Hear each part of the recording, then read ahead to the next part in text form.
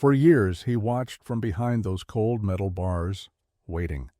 Every day people walked past his cage, their faces lighting up as they picked out puppies. Papers were signed, excited voices filled the air, and tails wagged as dogs left with their new families. But no one ever stopped for him.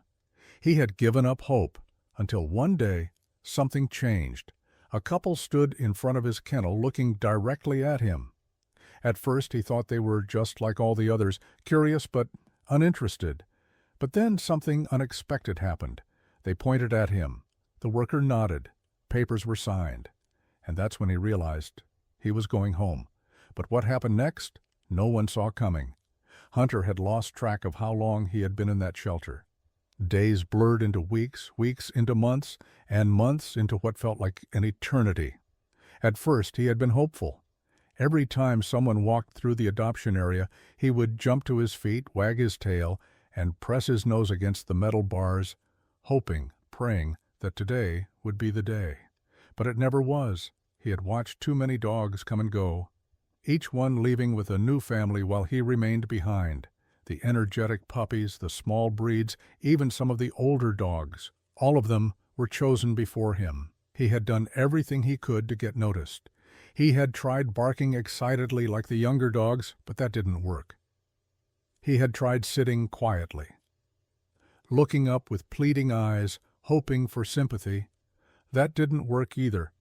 At some point, he had simply stopped trying. Now, when people walked by, he barely lifted his head. What was the point? The shelter was a loud, chaotic place. Dogs barked constantly. The air smelled of disinfectant, and the concrete floors were always cold. Volunteers came and went, feeding them, cleaning their cages, occasionally taking them for short walks outside. But Hunter never felt free. His cage was small, just big enough for him to turn around in. His food bowl was always filled, but the kibble was dry and tasteless. The only time he felt warmth was when a staff member stopped by to scratch behind his ears. But those moments were rare. At night, when the barking quieted down and the lights dimmed, he let himself remember he hadn't always lived like this. Once, a long time ago, he had a home, a real home, a warm bed, a backyard to run in, a person who had loved him. But that was another life, one that felt like a distant dream. Now, he was just another forgotten shelter dog, waiting for a chance that might never come. Then, one afternoon, something changed. He didn't realize it at first. He was curled up in his usual spot, resting his head on his paws, when he noticed movement outside his kennel. A man and a woman stood there. He had seen plenty of visitors before. They would stop, glance into each cage, then move on, usually drawn to the younger, more energetic dogs. But these two, they didn't move on. They were looking at him. He lifted his head slightly, but didn't get up. They spoke in hushed tones to the shelter worker. The worker nodded. A few moments later, the latch on his cage clicked. He hadn't heard that sound in a long time. A leash slipped around his neck. A voice spoke his name, and then, for the first time in what felt like forever, he stepped outside. The air outside the kennel felt different. For so long, the only world Hunter had known was the cramped space behind those metal bars, the scent of disinfectant, the noise of barking dogs, the cold floor. That had become his reality. But now, as he took his first steps outside the kennel, something felt unfamiliar, almost overwhelming. The leash around his neck was loose, but the shelter worker held it gently, guiding him toward the front of the building. His paws touched the tile floor, and he hesitated for a moment. Where was he going? He had been out of his cage before, but only for short walks in the small play area behind the shelter. And every time, he had been brought right back to his kennel, back to the same small space that had become his prison. This time felt different. He could feel the eyes of the other dogs watching him as he passed their kennels. Some barked, others whined, but most just stared, silent, curious. They had seen other dogs leave before, and they all knew what it meant. Hunter kept walking. The shelter worker led him through a hallway, then toward the glass doors at the entrance. Beyond the doors, he could see sunlight streaming onto the sidewalk. Cars passed by. A warm breeze blew through the trees. It had been so long since he had truly been outside. The couple was waiting for him near the front desk. The man held a stack of papers in his hands while the woman smiled softly, kneeling slightly as he approached. Hunter stopped, unsure. The worker gave the leash a gentle tug. "It's okay, buddy," the man said, his voice calm, steady. Hunter blinked, studying them. He had seen so many people walk past his cage without a second glance, but these two had stopped, and now they were taking him somewhere. The worker handed the leash over to the man. Hunter stood still, not knowing what to do. The woman reached out, extending her hand for him to sniff. He hesitated before lowering his head slightly, his nose twitching as he took in her scent. She smelled different from the shelter workers, like lavender and something warm, something familiar. The woman's smile widened. "You're coming home with us," she whispered. Home. That word stirred something deep in Hunter's chest. He had almost forgotten what it meant. The man finished signing the paperwork, and the shelter worker stepped back. And just like that, Hunter wasn't a shelter dog anymore. As the couple led him toward the doors, the world outside seemed impossibly large. The sunlight hit his fur, and he squinted slightly at the brightness. The sounds of the city were louder than he remembered. Cars, voices, birds chirping, and then he saw the car. The woman opened the back door, motioning for him to hop in. Hunter hesitated. His body tensed for a moment. An old memory surfaced. The last time he had been in a car. It hadn't ended well. The hesitation must have shown on his face because the man knelt beside him, his hand gently rubbing his back. "It's okay, buddy," he said again, softer this time. Hunter looked up at him. There was something in the man's eyes, something patient, something kind. Slowly, carefully, Hunter stepped into the car. The door closed. The woman turned to the man, squeezing his arm. "I can't believe it," she whispered. "He's really ours."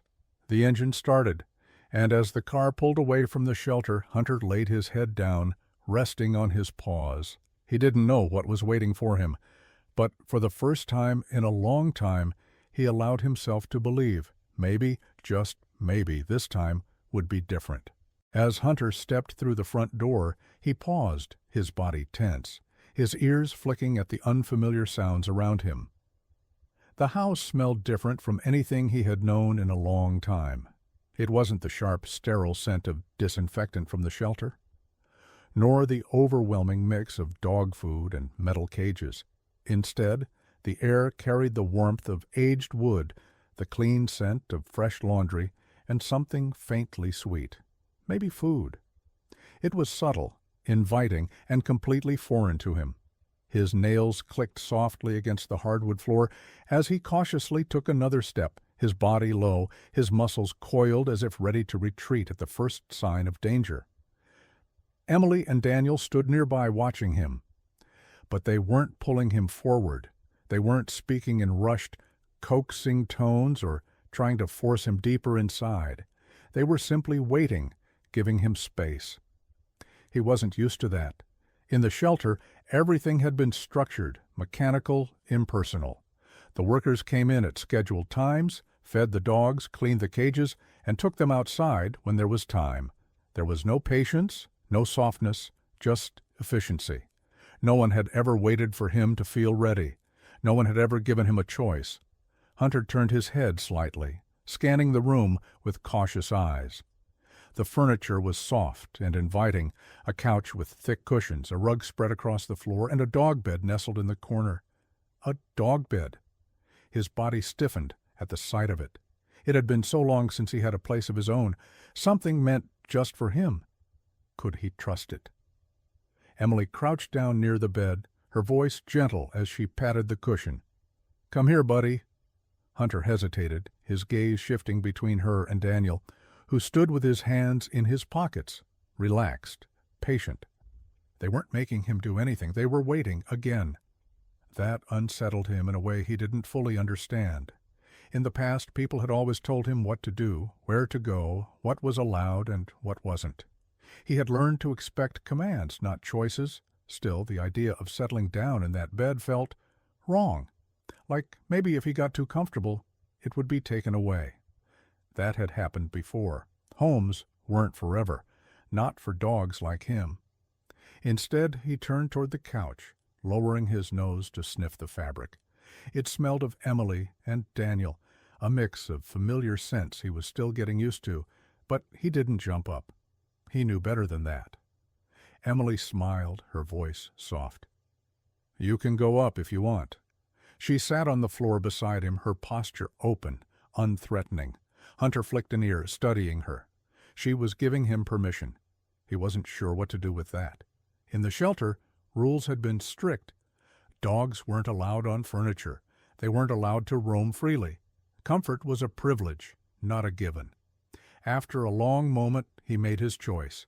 Slowly, carefully, he lowered himself to the floor beside the couch. That seemed safer. Emily reached out a hand, hesitating just for a second, before gently running her fingers along his back. The touch was light, slow, considerate. He tensed out of instinct, his body bracing for something unknown. But then, after a moment, he let out a quiet breath. It had been so long since anyone had touched him like that, not out of obligation, not as part of a routine, but simply to offer kindness. From across the room, Daniel sat down in a chair, watching them. His voice was calm, steady. "He's figuring it out." Emily nodded. "Yeah, he'll need some time." Hunter closed his eyes for a moment. Time? Would he really be allowed that here? Would they still want him once the novelty of bringing him home wore off? Or was this just another temporary stop before he was taken away again?